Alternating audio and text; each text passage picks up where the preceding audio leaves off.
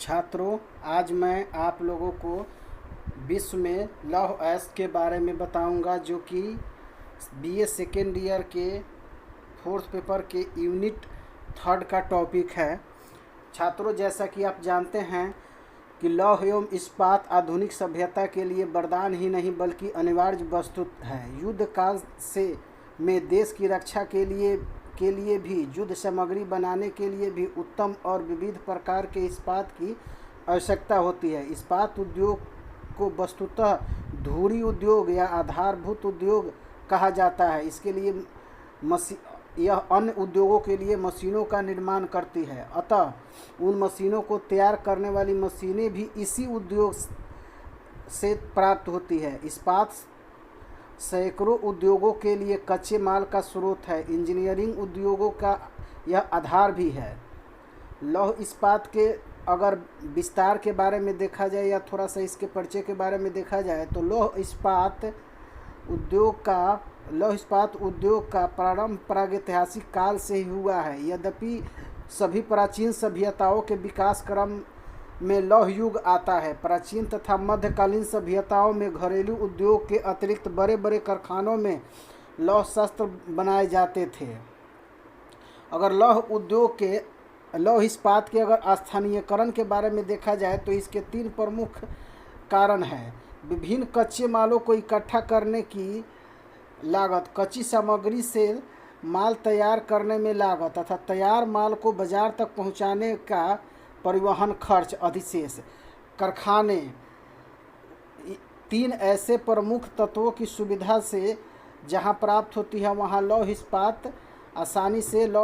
इस्पात से आधारित उद्योग आसानी से स्थापित किए जा सकते हैं। यद्यपि विभिन्न प्रदेशों में थोड़ा बहुत और अंतर पड़ता है। साधारणतः ढालवा लोहा कुछ लागत कम होता है, जबकि 1/3 इस्पात का लगभग 1/4 खर्च विभिन्न सामग्रियों से इकट्ठा करने हेतु परिवहन का होता है। आजकल वैसे प्रदेशों में जहां लौह खनिज की धातु संपन्न पिंड है वहां लौह इस्पात अधिकता से पाई जाती है। छात्रों, अगर पृथ्वी के निर्माणकारी तत्वों में अगर देखा जाए तो लोहा का चौथा स्थान है, संपूर्ण पृथ्वी पटल का 50%, और यह कई प्रक्रियाओं से बनता है, अतः यह कुछ न कुछ मात्रा में सर्वत्र मिलता है। 50 से 75% धात्विक संपन्नता का लौह खनिज भंडार 150 मीट्रिक टन आंका गया है। इस प्रकार अगर विश्व में अगर लौह उत्पादन प्रतिरूप या लौह अयस्क के अगर स्थिति के बारे में देखा जाए तो औद्योगिक प्रगति के साथ लौह खनिजों का उत्पादन भी तेजी से बढ़ा है। 1948 से 60 के मध्य में जहां विश्व में लगभग 1035 लाख टन लौह अयस्क का उत्पादन होता था, यही अब बढ़कर 10,000 लाख टन से अधिक हो गया है। विश्व के 60 से अधिक देशों में व्यापारिक स्तर पर लौह अयस्क का उत्पादन होता है। 1960 में विश्व का 78% लौह खनिज रूस, ब्राज़ील, भारत, फ्रांस तथा लाइबेरिया अर्थात 10 देशों में उत्पादन होता था, परंतु 1955 ईस्वी में 1995 के बाद लौह उत्पादन में व्यापक परिवर्तन हुआ है। अब चीन विश्व का बृहत्तम उत्पादक है। इस प्रकार अगर देखा जाए, अगर देश के अनुसार, प्रत्येक देश के अनुसार अगर लौह अयस्क के उत्पादन के बारे में देखा जाए तो सर्वप्रथम पूर्व सोवियत संघ का स्थान आता है। 1958 से ही रूस विश्व का बृहत्तम लौह अयस्क उत्पादक देश है।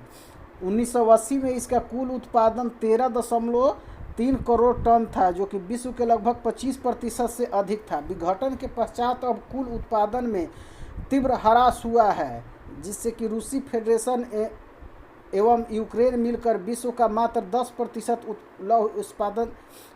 लौह अयस्क उत्पादन करते हैं। कुल 11 प्रदेशों में 71 स्थानों पर लौह अयस्क का जमाव मिलता है। यूक्रेन भौगोलिक स्थिति डोनबास कोयला क्षेत्र में 400 किलोमीटर पश्चिमी संचित भंडार का आयतन उच्च एवं मध्य कोटि के 50 अरब टन का उत्पादन यहाँ विश्व के उत्तम कोटि के लौह अयस्क प्राप्त होते हैं। दक्षिणी यूराल प्रदेश यहाँ मैग्नीटोगोर्स्का, मैग्नेट माउंटेन, क्रिबोरॉग के बाद बृहत्तम तथा सर्वोत्तम लौह अयस्क पाया जाता है। अगर संयुक्त राज्य अमेरिका में देखा जाए तो संयुक्त राज्य अमेरिका में लौह अयस्क का उत्पादन कई क्षेत्रों से होता है। इसमें प्रमुख क्षेत्र है झील प्रदेश। विश्व का बृहत्तम लौह अयस्क उत्पादन देश झील प्रदेश है, परंतु अब उच्च कोटि का हेमाटाइट खनिज लगभग समाप्त हो चुका है। निम्न कोटि के टेकनाइट का यहाँ बृहद भंडार है। इस प्रदेशों में 6 प्रमुख खदानें हैं: मोसाबी रेंज, बर्मिलियन, क्यूना, गोजेविक, मार्केटी, मिनोमेनी, जो सुपीरियर झील के उत्तर पश्चिम में दक्षिण में फैले हैं। इसमें मोसाबिंग रेंज क्षेत्र सर्वप्रमुख है। इस क्षेत्र का कई विशेषताएं उल्लेखनीय है। यहाँ 50% से अधिक धातु वाला हेमेटाइट मिलता है, जिसमें 0.1% से कम फास्फोरस रहता है। अधिकांशतः खदानें खुली है और बड़े बड़े विद्युत चालित यंत्रों का इसमें प्रयोग होता है। इसके अलावा अलबामा एवं अन्य प्रदेश, दक्षिण पश्चिमी तथा पश्चिमी प्रदेश संयुक्त राज्य अमेरिका के लौह अयस्क उत्पादन का प्रमुख क्षेत्र है। कनाडा अब विश्व का 8वां बृहत्तम लौह अयस्क उत्पादक देश है। 1948 से यहाँ लौह अयस्क का उत्पादन होता है। यहाँ लगभग 4.5 करोड़ टन लौह अयस्क का उत्पादन होता है। संयुक्त राज्य अमेरिका में बढ़ती मांग, सेंट लॉरेंस समुद्री मार्ग के निर्माण तथा नए लौह क्षेत्रों में उत्पादन प्रारंभ होने से यहाँ उत्पादन तेजी से बढ़ा है। चीन विश्व का प्रथम बृहत्तम लौह उत्पादक देश है। यहाँ लगभग 22 करोड़ टन लौह अयस्क का उत्पादन होता है। अधिकांशतः ज्ञात लौह भंडार में धात्विक संपन्नता 35% से कम है। 1960 के बाद यहाँ लौह अयस्क उत्पादन में काफ़ी तेज़ी से वृद्धि हुआ है। सांस्कृतिक सुधार आंदोलन आदि के कारण उत्पादन में बीच बीच में प्रचुर ह्रास हुआ है। कोयले की तरह लौह खनिज भी थोड़ी बहुत चीन के प्रत्येक प्रांत में मिलता है।